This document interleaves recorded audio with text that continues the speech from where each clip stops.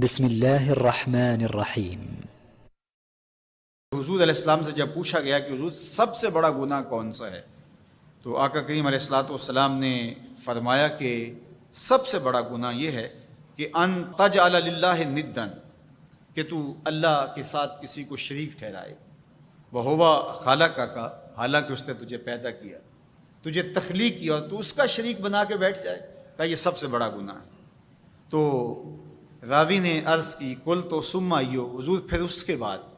تو آقا کریم نے فرمایا ثم ان تقتل ولدک خشیۃ ان یطعم معک، تو بچے کو اس لیے قتل کر دے کہ یہ کس طرح میں اس کو پال سکوں گا، بچے کو ضائع کر دینا، اس کو قتل کر دینا۔ اللہ فرماتا ہے نحن نرزقکم وایاہم، ہم تمہیں بھی رزق دیتے ہیں ان کو بھی دیں گے۔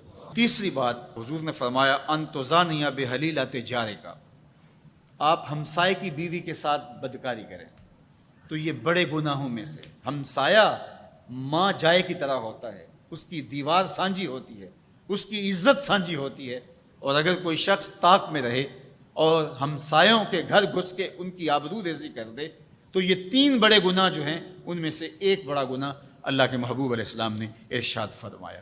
حضرت عبداللہ ابن مسعود رضی اللہ تعالی عنہ سے یہ روایت مروی ہے کہ لا احد اغیر من اللہ عز وجل، اللہ سے زیادہ کوئی غیرت مند نہیں ہے، اللہ سب سے زیادہ غیرت مند ہے، اور اس کی غیرت کا تقاضا یہ ہے وَلِذَالِكَ حَرَّمَ الْفَوَاحِشَ مَا ظَهَرَ مِنْهَا وَمَا بَطَنَ، کہ اس نے بے حیائی کو چاہے وہ پوشیدہ طور پہ کی جائے یا اعلانیہ طور پہ کی جائے اس کو پسند نہیں کیا، اور اس نے منع کر دیا، اور لوگوں کو روک دیا، حرام قرار دے دیا، اس لیے کہ وہ خود غیرت مند ہے۔ غیرت مند مالک غیرت کا سبق دیتا ہے اپنی مخلوق کو۔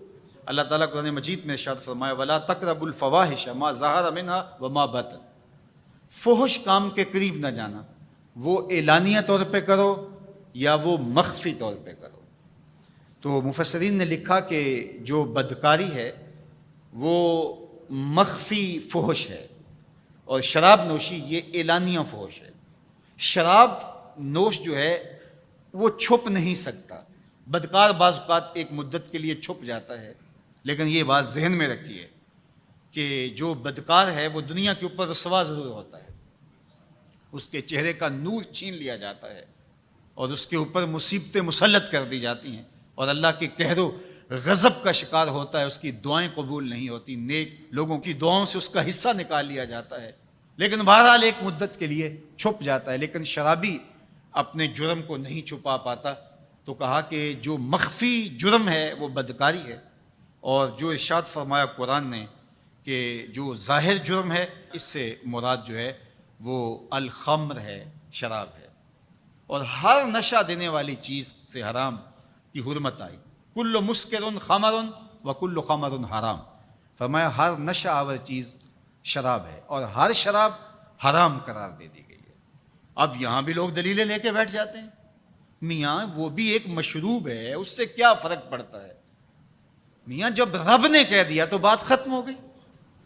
ایک یہودی کے پاس ایک مسلمان مہمان ٹھہرا، تو اس نے انگور پیش کیے، تو اس نے بڑے شوق سے لیے، تو تھوڑی دیر کے بعد وہ شراب لے آیا۔ اس نے کہا استغفر اللہ، میں مسلمان ہوں، میں شراب نہیں لیتا۔ تو اس نے ہنس کے کہا یہ جو انگور آپ نے کھائے ہیں شراب اسی سے کشید ہوتی ہے۔ تو اس مسلمان نے کہا کہ آپ کی اہلیہ کدھر ہے؟ تو اپنی اہلیہ کو بلا لایا، تو کہا آپ کی کوئی اولاد بھی ہے؟ کہا ہاں میری بیٹی ہے، اس کو بھی بلا لاؤ۔ تو اس کو بھی بلا لایا۔ جب دونوں آ کھڑی ہوئی تو کہا کہ یہ حلال ہے تیرے لیے، اور یہ بیٹی اسی کی ہے، اور یہ حلال نہیں ہے۔ تو جب اس یہودی نے یہ بات سنی فقال اشہد ان لا الہ الا اللہ وحدہ لا شریک لہ واشہد ان محمدا عبدہ ورسولہ۔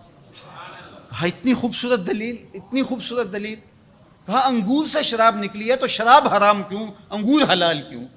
تو کہا مجھے یہ بتاؤ کہ تمہاری بیوی تمہارے لیے حلال ہے، تمہاری بیٹی تمہارے لیے حرام کیوں؟ کہا بات سمجھ میں آ گئی۔ تو میرے رب نے بعض کا تو اس کی حکمتیں ہمارے علم میں نہیں ہوتی، اور حکمت نہ جاننے کی وجہ سے ہم کہتے ہیں کہ یار یہ بات سمجھ میں نہیں آتی۔ یہی تو ہمیں بتایا گیا کہ جو سمجھ میں آئے اس کو بھی ماننا ہے، جو نہیں سمجھ میں آئے اس کو بھی ماننا ہے۔ ہم جنت کو مانتے ہیں نا، دیکھا ہے، یار رب کو مانتے ہیں، دیکھا ہے، وہ سمجھ میں آتا ہے، تو دل میں تو آتا ہے، سمجھ میں نہیں آتا۔ میں جان گیا بس تیری پہچان یہی ہے۔ ہم تو سب سے بڑی حقیقت کو بغیر دیکھے مانتے ہیں، بغیر سمجھے مانتے ہیں۔